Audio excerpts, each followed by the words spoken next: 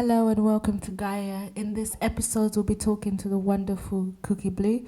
We'll be talking about the power of imagination. Hello, my name is Kookie Blu. I am a multidisciplinary artist from London. I've currently just graduated from the Guildhall School of Music and Drama, and my practice includes scriptwriting, directing, songwriting, acting, and music and singing. Basically, I am an experimental artist who just loves creativity, and I love to promote imaginative. A lot of my work is based around Afrofuturism and capitalism. Also, with Afrofuturism side of things, it's changing the narrative and creating a utopia to inspire the next generation of youth from African and Caribbean descendants. We are recreating the stories. We are putting them in positions where they are powerful, they're like gods, they're kings, they're queens, and that they can manifest anything that their heart desires, as long as they have that vision, they can achieve. And I always want to promote that through all my works, through all the youth that I work with. Imagination is key in order for us to attract. The power of our mind is so powerful that you can manifest anything. Trust me. It's just a process. There's certain things that you've had now that you may not have realized that you prayed for a very long time ago, but it's just here. It's just about showing gratitude and understanding that everything has its time and we all bloom at different times. It's all about alignment. Do you know what I mean? Yeah. There's times where you have to just trust the process. There's no point forcing anything. And that's what I've learned as I've gotten older, is we all want these things, but it's about enjoying the journey. So when I'm creating stuff, for instance, one of my plays, Retail Therapy, it was based on when I worked in Selfridges, and I must have started there when I was like just about 17, 18. And I was so intrigued by all this sort of characters, customers that came into the store.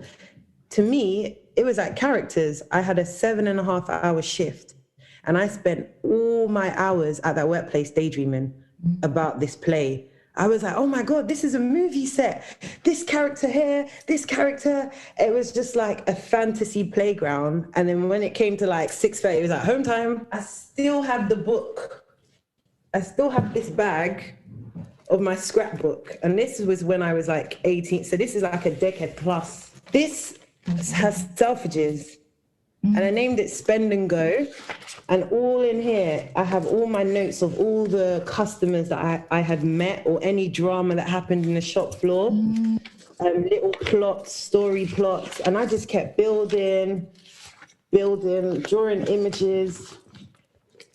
And then I started writing log lines and little manifestation notes to myself. I was like, this is how cocky and confident I must have been when I was younger, because I was like, this production's worth £180 million, but if you don't put these things out in the air, it's just not gonna like work. You know, I'm able to succeed in anything that I decide to do. This is absolute truth. So it's about believing. And what happened was I kept writing these notes, and then there was a period where I had a long break, and then I went back to drama school, and they were like, you should try and write the play. So I was like, oh, I don't know, I've never written a play before, but already in my mind, I've created it. It's just I haven't physically written it down, like, you know, and this was the opportunity for me to go into an unknown area. All I did was pull out this book, opened it, and straight away, I was like this, typing the whole play, like literally within a week. And I had the play, gave it to the tutors. They were like, whoa, that is crazy. And how the dialogue and everything was just, they couldn't believe that it was my first time writing. That was my first play that I've written. And the moral of the story is as much as you don't think these things are not happening, you're taking the steps, and everything is aligning and unfolding, because the play was just about to happen in a theatre April the 8th, but because of COVID, it hasn't, but we're still gonna do it in a theater. And look how long that was, years ago.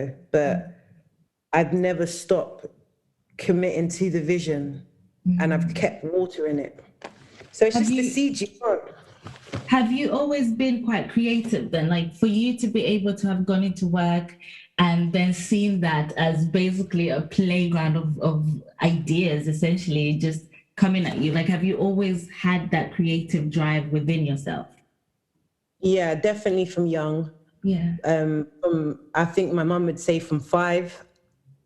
I've always been a very imaginative person. Like my grandparents, when I speak to them, especially my granddad, he was someone that me and him was always making up stories together. And he always, from little, he was always telling me, oh, you have a vivid imagination. You should do writing. You should write children's books and all of that. And even to this day now, I still go to the house and tell him my ideas. And he's always like, yeah, you know, he's so excited and he believes in what I've got going on. But as a child, only now I found out I was dyslexic as an adult. Whereas when I was younger, I struggled a lot to articulate certain things. And the only way I could express myself is through creativity. So where some other students in class, like if we had English, literature, or any sort of other module where someone was able to go, oh, miss, you know, this is this, that, this and that. I was always like, oh, shit, I don't know how to like say it how I want to say it, but I can do it through art. If I draw it or if I act it out, I can just show you what I mean. And like in most of my work or coursework that I ever gave in was always visual. And the teachers are always like blown away because it was always like not academic, but very visual, but they understood the concept of, okay, she gets the science element of it, but she's done it in pictures. And this is the way I've survived through all my education to higher education, getting a bachelor's, someone who is very bad at phonics, bad at spelling. And my dyslexia apparently was like one of the worst ones. The lady said there's different levels to it. Yeah. So I've had to hone in on what I'm good at, which is creativity, to hold me through my whole education. And that's what we was talking about before you recorded about honing in on stuff to get through mental health. So I had to hold into creativity to get through my academic struggle and the obstacles of my learning difficulties. So that's the same with mental health, you know. People go through depression. It is real, because some people be like, no, it's not, it's just people. No, it is real. It's very real, yeah. It's real, you know, and social media doesn't help. People don't want to talk about it. And I think especially within our community, it's very like old fashioned, where our grandparents would be like, oh, no, you know, it's just not cool. And it's kind of like, you're just using it as an excuse to be lazy, but it's the mind. And we need to program our mind now to use creativity as a freedom of expression. Remember that if that can help us. What comes to mind as well is this idea, like imagination and creativity is really like a vehicle for so much more. So without that, how would you, like, just without that creativity or without that creative drive, we can only sit to sort of speculate where you would have ended up if you then didn't trust in your own vision and in your own abilities to create or even to navigate through creation. And it's powerful. It's amazing, because maybe had you always had the language to sort of figure out the power of your mind and how creativity and imagination sort of aids you and helps you move through this world? I think for me, I've never been a follower in school. Like my parents have always raised me to just have my own mind. So I've never been led to, like, if someone's saying, oh, do this, it's like, no, I'm not doing it because you've told me to do it. Like, I'll do it if I want to do it. You can't force me, kind of thing. So I feel like my mind, I've been able to not get roped into certain things. Like this whole addiction thing with social, there's a boundary that I can just switch off when I'm ready. Yeah. And not get a lot, like, I'm just like, boom, nope, let me just go on my laptop and like write a song. there's times where I could probably just be in a state where I'm like, oh my God, I don't know what to do. And sometimes you just have to accept that you have a shit day. I feel like, you know, some people, they get so worked up like me. If I feel like I got writer's block or something, I don't beat myself up no more, you know. I'll just be like, fuck it. Just close the laptop and I'll just sit in my room and look at the walls. And I know that I'm like in something, but I know I'm not going to be in it for long, and I accept it. It's about accepting it and understanding, like, you know, not every day is, like, I had a shit day today, cool. I embraced that shit day. I had a cake. I had some Pringles, and I enjoyed the Pringles, even though I finished the tube. You know, like, big spot the next day, but you know what?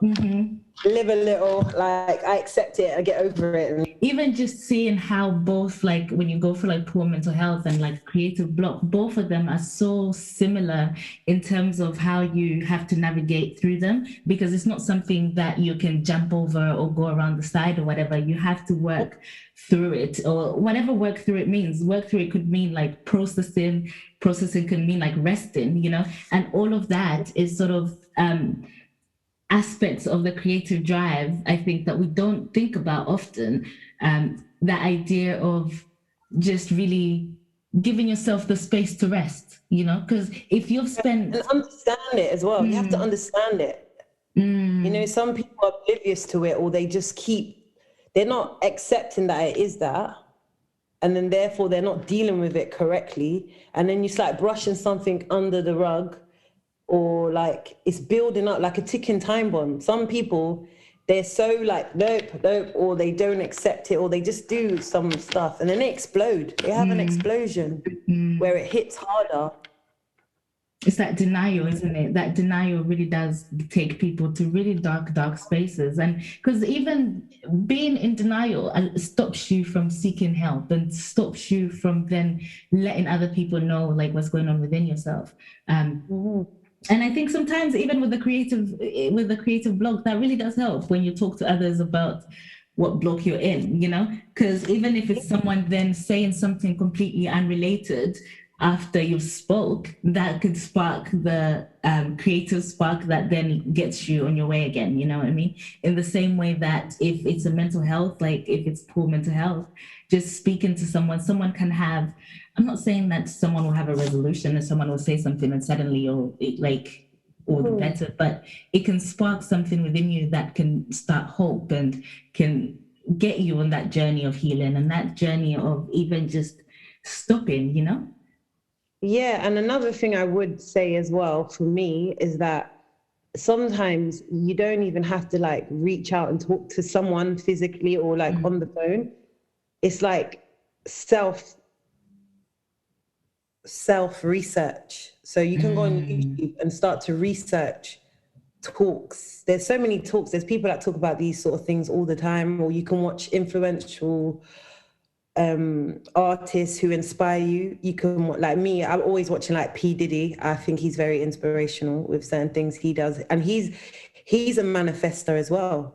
Like he's someone that really attracts what he thinks, whatever he puts his mind to. And I've been watching him since I was little. Whatever he puts his mind to, he gets, because he believes in it and he takes the steps towards it and doesn't let no one stop him from that vision. Have you always been aware of your power of manifestation? Yeah, I have, you know. Yeah. Do you know what? I think it's a bit bad, but when I was younger, if I had a crush on a boy, I know this is naughty, right? If I had a crush on a boy, I don't know, I'd be dreaming about them, non-stop praying, meditating, vision board, and I get the boy, I'm like, oh, it really works because I got him, I finally got him, and then it's like, only when I got older, I thought this must be manifestation because I was on it hard, you know, like the thought, the power, I must get so-and-so, and I got there, like, okay. But, you know, I'm not home, by the way. I didn't have any, okay, I didn't get Bow Wow, but You tried, and that's what matters. The ones in UK I got, okay? So I think it works, you know, and it's not being limited, because I know some people will manifest yachts and stuff like that. I try to be realistic with my manifestation. What do you mean? When you say you try to be realistic, what does that mean? Okay, so I know I'm capable of achieving whatever I want. I do know that.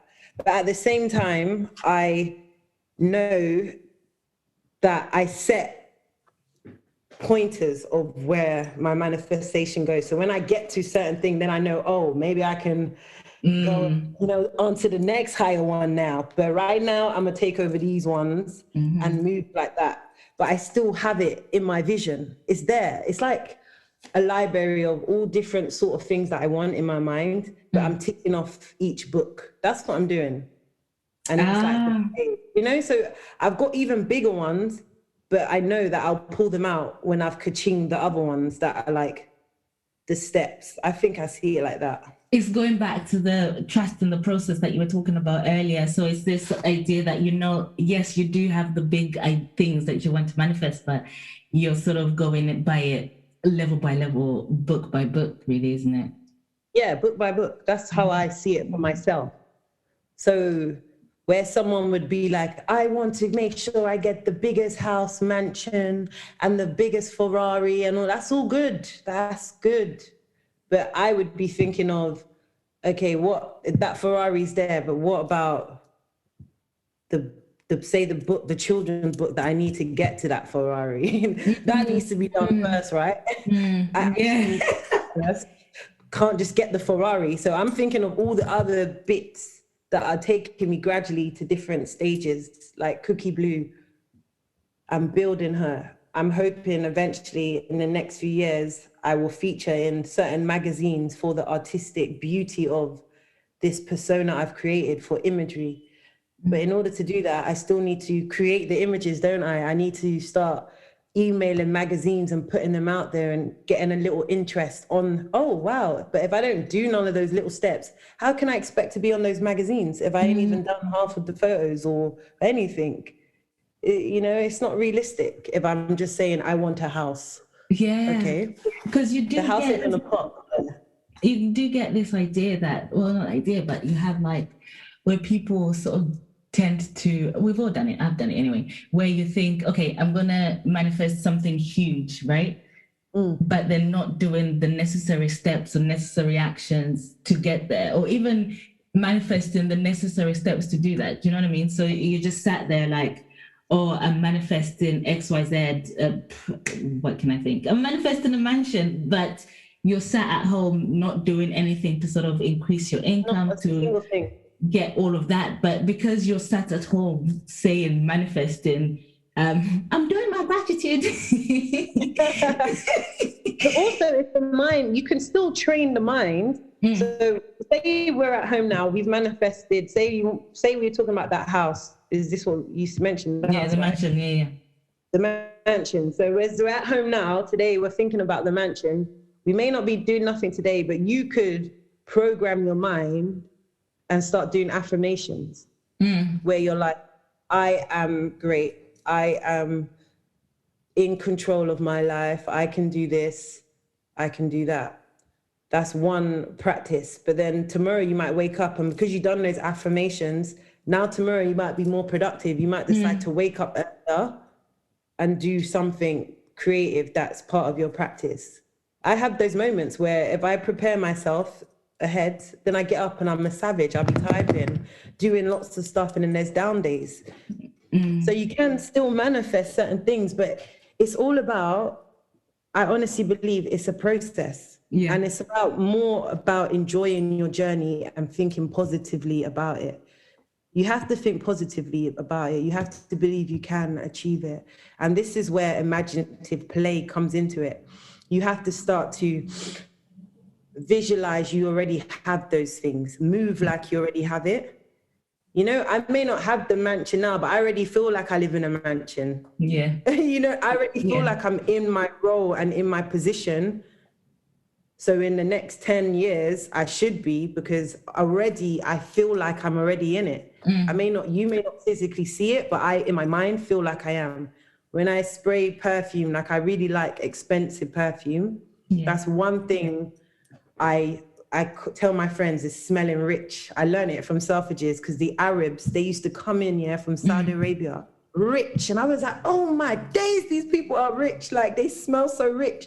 And I always said to myself, when I got my first payslip, you know what, I'm going to buy a bottle of expensive perfume. And that gives me positive energy. I always spray it every morning, and I smell rich. I feel like I'm already wealthy in spirit. And when I communicate with people, when I work with people, my mind is, I'm already that person who I want to be in 10 years. And I'm practicing it through networking, how I carry myself, the energy I put into my work. Everything is already how I'm already playing it out. It's really weird. It's like role playing. It's not fake it till you make it, because I'm not trying to be fake, but you know, some people say you gotta feel like you've already made it in that like you're sense. walking in you're walking in the energy of it anyway, you know what I mean? So even though, like, how I think about it is the fact that I think physical manifestation is always the last point, right? So once you see it, then everything else is done. So if in your mind and in your spirit and your everything, you're moving as if you have that mansion, as if even when it comes, then it's not such a big, like, oh la la, you know what I mean? Like, because you've trusted in that process, because if they've done the ABCs, like, you know that this mansion is coming, you know that what you've manifested will be physically standing in front of you, or you inside of it, you know what I mean? So just even the people you meet, even the people you meet, the more you start to hone in on it and you really start to change your way of thinking and create that world within. Because I think for me, sometimes I feel like my life is like, have you seen, you've definitely seen the Truman Show. Of course. This is how it seems, you know. It feels like we're on planet Earth. This is what dimension is this now? We're in third dimension. Yeah, we're in the third dimension. Okay, we are living a human experience. Everything here is like a film set. It's literally like a movie. When you wake up, this is how I started. The more books I started to read about the science of man, I started to understand manifestation more and the power of our mind. Everyone needs to start getting into more of the science books and the theory of how the universe works, because this is when you really, and they don't want you to know this stuff. They don't want you to know it, because then it's what was known as hidden knowledge before, isn't it?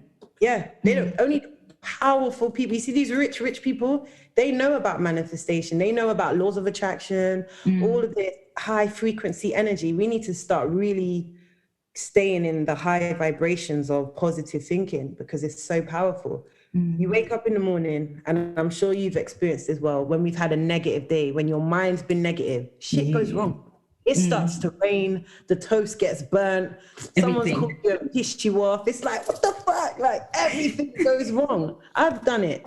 And when I'm a moany cow, I'm like, hey, you're negative today. I just, you know, but when I get up in the morning and I've done my yoga, I've done my affirmations, and I've changed my whole settings, you'd think there's the sun shining, I'm walking on the beach, and I'm actually walking in London, because my mind's like, hey, hi. And you start to find that you're a magnet. Things just start coming to you. You open up your email, there's an opportunity. You're like, rah, like, it's like a film. Things just start to happen. An ice cream will appear in front of you. You're like, what? A nice ice cream. A friend might call you and be like, do you want to come out for a meal? You're like, oh my gosh, I only had a tenner on me, and today someone's taking me out for a meal? Yeah. Like, it's crazy. And that goes back to the guys. What I was saying, my example of the dudes. I weren't just sitting at home thinking about them. I was probably being bait when I saw them as well. Or, you know, you're just like, oh, you smell really nice. Like, what's that you're wearing?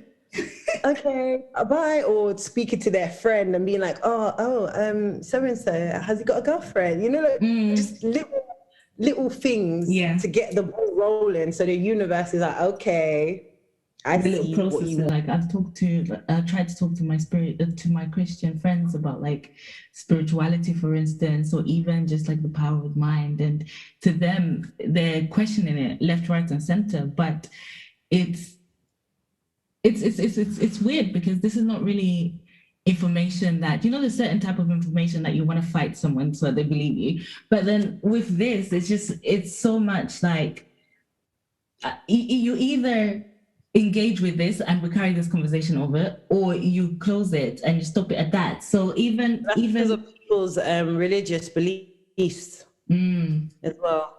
because even that, I think that just grows that suspicion of self again, because then instead of you being like, okay, even just for the sake of curiosity, what is this person talking about? You know what I mean? But like, you're not trusting your mind's ability to hold and process that information. Yeah, you have to go out and seek knowledge from all angles, 360 degrees. It's not just one half thingy.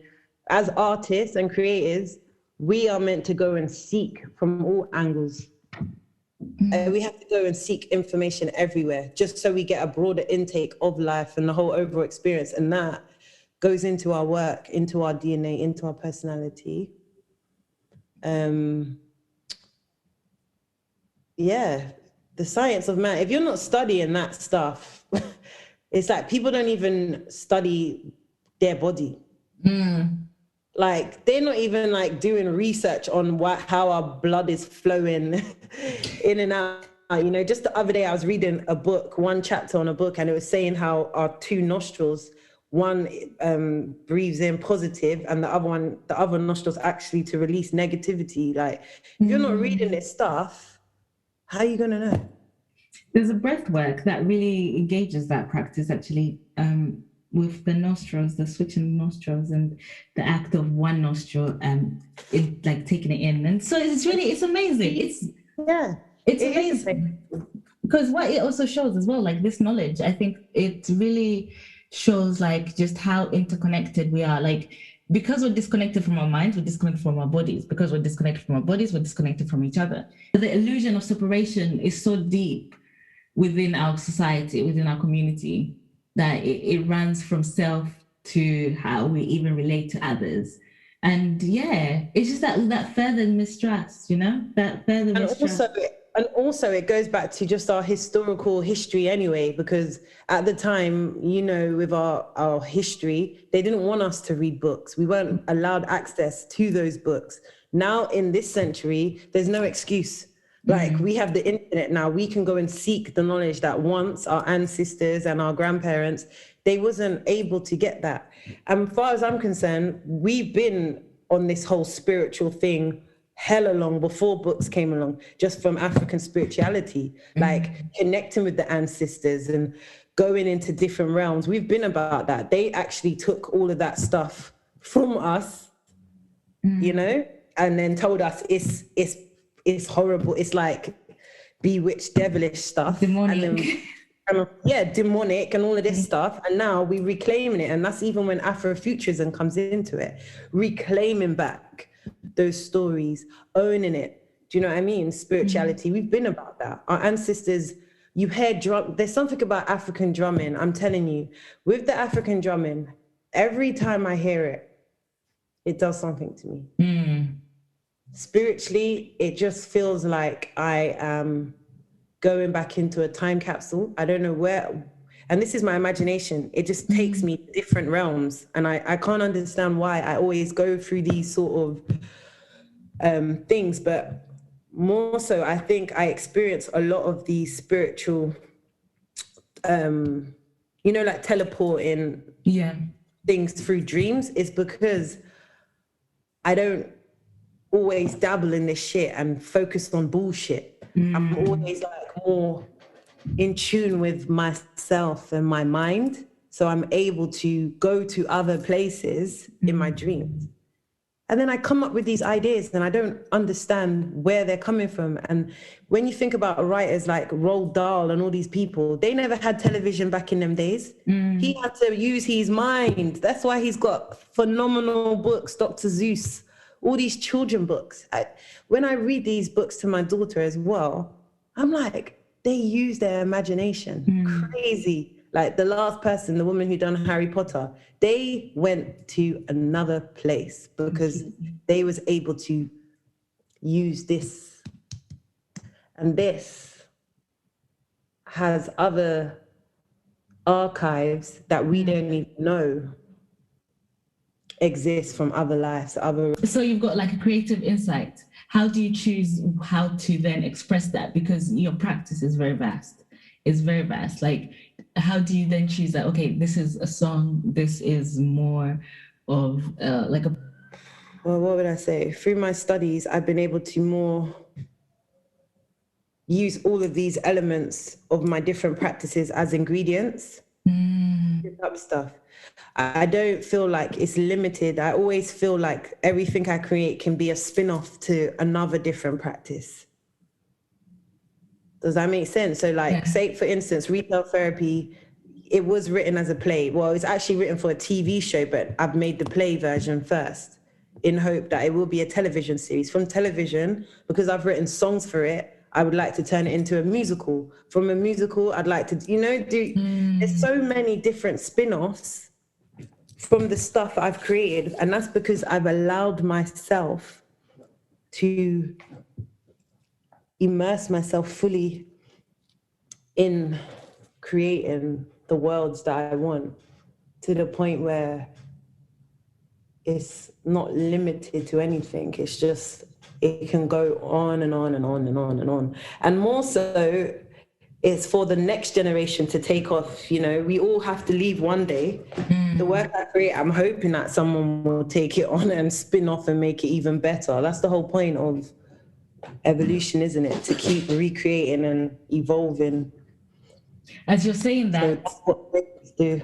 The word abundance comes to mind. Just the abundant ideas that you obviously have, and just the abundance in the universe that you've created that can keep on going. You know what I mean? It's not limited to just one scope. And again, like, that just shows just how limitless we really truly can be. And this is just one world. Like, this is just one universe that you're talking about. This is just one play that you're talking about that can create so much more. Imagine if we then put that much amount of like care and attention to our everyday life, like how easy it would be for us to really see the abundance in our lives. It's allowing yourself to research. Research is a big thing as well, like, as much as people go through stuff, research is creativity, because it's like you're going on an adventure to explore. You're your own little Sherlock Holmes about to explore anything. We've got the internet now, so it's quite strange, actually. What's your process? My process? When you're imagine it like you're creative. Okay, so again, I think mine is very. How does it start? Okay, so I've been dabbling in like sound a lot lately, and this idea of just making, just turning the visual insights that comes in into like an audio. So what my process has been lately has just been listening, you know what I mean? Like, I've just really been listening, and that's researching, that's going in, and that's just watching. And so it's like it feels really experimental. It feels really experimental, but I'm really comfortable with like writing. I can write for England, like I can literally sit there and write for England. But that with regards to like my writing, I feel like it's like one word comes in and I'm able to create something out of it. Or even like, say, the exercise we're doing about creating the imagination, like the imaginary world and stuff. It felt like I was stood on a dune somewhere describing someone's world, right? But then when I was writing it, initially when I first started to write it, sometimes you can limit yourself in the way that you write, because then you want it to make sense to someone else. And it was when I stepped back to be like, actually, no, what am I, like, what do I want to tell myself about what I'm saying? So even like the creation of worlds in that way, is really from even changing my perspective on how I'm seeing it or how I'm seeing that one thing. Because with writing, especially, I think that there's always an assumption that you're writing a part of yourself into your work. Yeah. And it's not, for me, it's not always the case at all. At all. Sometimes I'll be watching TV and and suddenly I'm writing like for someone else within that show, because they've said something that has interested me, and now I'm writing like a poem that is from their point of view, or like a short story from their point of view. So I think it's from hearing you speak, I think what I do is visit other worlds rather than create one world. You visit different ones. Visit different ones, and really like even when you even when you spoke about how you use sound, I feel like it gave me a thought of what we go back to, how I use all my different practices. I think from young I started off as a singer-songwriter, and because I feel like I've nurtured that craft for a very long time, I'm okay to like park it up now, because I know that world. I know how to write songs. I've built an archive of songs. So it's like a baby, when you've been like, okay, I know you a lot now. We've spent a lot of time together, but now it's time for you to go in your cot. I'll come back to you another day. Now let me try and nurture this new egg. And that was script writing for me.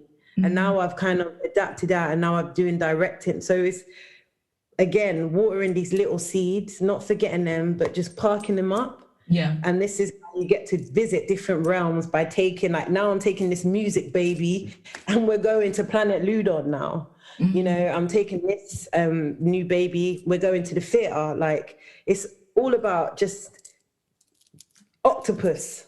Yes, yeah. Basically. And then because music was my first encounter of creativity, writing songs, and just really, I don't know, there's something about when I write songs, because when I was younger, I used to see color when I used to listen to music, and every song and the melodies, I used to read so much songwriters, songs that I heard, when you used to get the album covers and it had the little book, the song lyrics. The lyrics, yeah. I used to read at TLC, Mariah Carey, Destiny, all these albums. I used to like literally be in my room and read every song lyric, like all the time, and then write my own little song. But going back to my point, now I use music to write scripts. So I wrote a script called Abigail, which I want to be for HBO. And it's about angels and devils on planet Earth. And listening to all of Daniel Caesar's album and they gave me the whole concept of the story by just listening. His music told me the whole story of Abigail. And I was just like blown away listening to his music. I was like this. I could just see all the characters, the whole world, listening to Daniel Caesar non-stop for like a whole week. And then I had Abigail, and I was like, whoa. When I read it back, I couldn't believe that it was who wrote that. That's how I feel about my work as well. Sometimes I feel like it's not me that's done that, it's something else. Even Blue, when I see Kookie Blu, I sometimes feel so disconnected from her, but she's part of me. But when I see the work and stuff, I'm like, wow, she's sick, or I don't feel like it's me. Does that make sense? Yeah. It's so weird. It's weird. When I watch back my edits of her videos and stuff, I'm like, this isn't me. Like, who is this? It's not me. Are you in awe of her? Like, are you in awe of her? When you're editing, you're just like, damn. Yeah, I actually am. Sometimes I'm fascinated. Like, when I look at the pictures, I'm fascinated. Like, sometimes I tell my mum, I can't believe, like, she's amazing. Like, I don't know who this person is, but she's amazing. And my mum's like, you do know it's you. I was like, nah, but it's really how I feel. I don't feel like it's me. When I get into editing the videos or the pictures, it's Kookie Blu. I'm Kookie, but that's Kookie Blu. And she's got her own energy, her own thingy. Like, it's so weird how I feel with her. Because her art is amazing. Her art is really amazing. It's really immersive as well. Like, she really does force you to become aware of how you show up in your own world. Do you know what I mean? There was one where she was getting into like the back of the club. I think it was a club, and then they weren't like allowing her access, and just the way that everyone just sort of stopped to watch without interfering or even intervening. I was just like, oh wow, like I don't know, like it's there's so much social commentary. I don't know if it's is that always the goal, or is that something that just happens as a result? I think it happens as a result, you know. Lou's gone out walking around London, and this is the thing as well. I feel like, I don't know why it's such a shock to people to see someone blue. Like, I just don't understand where people's minds at with it. Do you know what I mean? Like, I've seen someone nearly crash on a bike because you just saw me in the car, and it's like, mate, I get it, but it's not that drastic. Like, I'm just blue, you know what I mean? And I remember when I first started being blue, I had a lot of people, man, them like, nah, you can't be blue. Like, that's dead. No, it's not dead. Like, okay. Now they're like used to it. They're like, wow. This is another thing. You don't believe in a vision. Who else is going to believe in it? That's how I see it. You have to sell it to someone. How do you think these salespeople sell products? One thing I admire about actors as well is they're very imaginative people. They have to be. They have to imagine that they're a police officer or a superhero. Like, and sometimes even when you're scared, you have to do imaginative play. This is how powerful people don't understand how powerful it is to just imagine and act in that moment of whatever you want to be. Even if you're shitting yourself, imagine a guy came up to you, you're scared, you're actually shitting yourself, but in that moment you can choose to imagine and do role play in that specific moment and shout like a psycho and be like, oh, you fucking come on then, fucking come on. They'd be like, oh shit, and run off. In that moment you're like, oh my God, I was so scared, but look, you just acted like you wasn't for that moment, and now look what's happened, the outcome. Because I think a lot of times people are like, oh, it's fake, but it's really not fake. It's not about being fake, because there's levels to it, isn't it? It's not about being fake. It's not like you are intentionally misleading someone about the nature of who you are. In that sense, you know. They're good, but you don't want to get it twisted. Like, there are some fake people. Of course. Like, there's some fake people, but they're actually not nice. You know, like, and it's all about energy. You see, it goes back to energy. You know the authenticness of when someone's genuine and when someone's actually really fake. You just get that aura. It's just obvious. You know what I mean? And then there's people where, you know, actors, or even like, look at Beyonce. She's Sasha Fierce. You know that that's her persona when she's performing. Like, that's Sasha Fierce. So, and you know that's not fake, that's just her thing. But then you got someone else that's just, you just know they're fake. They're not nice. The aura is just like, oh God, just stop, please. Thank you for having me. I'd love to do it again. Yes, I really enjoy these sort of things. And I think what you're doing is important. You know, if we can encourage the next generation or anyone that's listening to try and be more within their creative thoughts and explore different, go into the unknown, push boundaries with the way they think, and know that no idea is less value than someone else's. Every idea is important, and every idea can be explored and pushed, and it just needs nourishing, and just keep watering it, you know, and trust the process. This is what I've learned in my time at studying. Trust it. You don't have to beat yourself up, you know. Little baby steps is all it takes. Every little day, because I think every day we learn something new that can help us to go forward, you know, even if you feel like it's a bad day. Yeah, and another thing is, you can't lie to the universe. That's what people fail to understand. It's watching you. It knows when you put out bad, you get bad. So just put out good, put in the work, then the universe it sees what you're doing. You just have to give it time. God sees it, you know? So you just have to stay on it, have faith. Show up. That's what I believe. Right. Thank you, my love.